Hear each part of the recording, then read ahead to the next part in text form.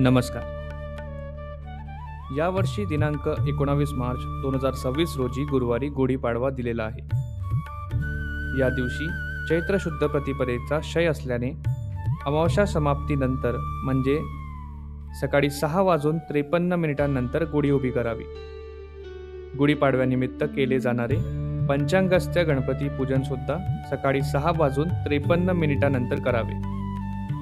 चैत्र शुद्ध प्रतिपदेपासून सुरू होणाऱ्या श्रीराम नवरात्र आणि वासंतिक नवरात्रारंभ सुद्धा अमावस्या समाप्तीनंतर करावा. तर गुढी कशी उभी करावी? गुढी उभारताना काही पारंपरिक गोष्टी लक्षात ठेवाव्यात. सर्वप्रथम एक स्वच्छ बांबूची काठी घ्यावी. त्या काठीवर सुंदर रेशमी कापड बांधावे.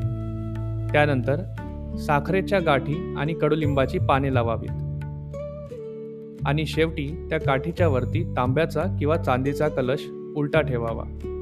हीच आपली गुढी. गुढी शक्यतो घराच्या उजव्या बाजूला, खिडकीत किंवा बाल्कनीत बाहेरच्या दिशेला उभारली जाते. असे मानले जाते की गुढी उभारल्याने घरात आनंद, समृद्धी आणि सकारात्मक ऊर्जा येते. या दिवशी एक खास परंपरा आहे, कडुलिंब आणि गूळ खाण्याची. कडू आणि गोड या दोन्ही चवी आपल्याला एक सुंदर संदेश देतात. जीवनात सुख दुःख दोन्ही येतात, पण या अनुभवांमधून आपलं आयुष्य अधिक समृद्ध आणि सुंदर बनतं. या दिवशी घराघरात सुंदर रांगोळी काढली जाते, दाराला तोरण बांधलं जातं आणि स्वयंपाकघरातून येणारा गरमागरम पुरणपोळीचा सुगंध सगळीकडे सणाचा आनंद पसरवतो.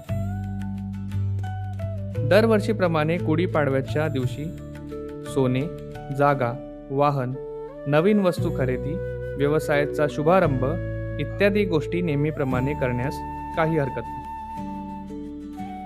तसेच यापूर्वी 19 मार्च 2007, 6 एप्रिल 2008, 28 मार्च 2017 रोजी याप्रमाणेच अमावस्या समाप्तीनंतर गुढीपूजन करण्यात आले होते.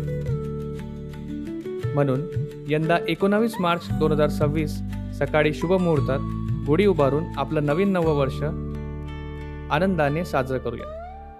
तुम्हा सर्वांना गुढीपाडव्याच्या हार्दिक शुभेच्छा. नवीन वर्ष तुमच्या आयुष्यात आनंद, आरोग्य आणि समृद्धी घेऊन येऊ.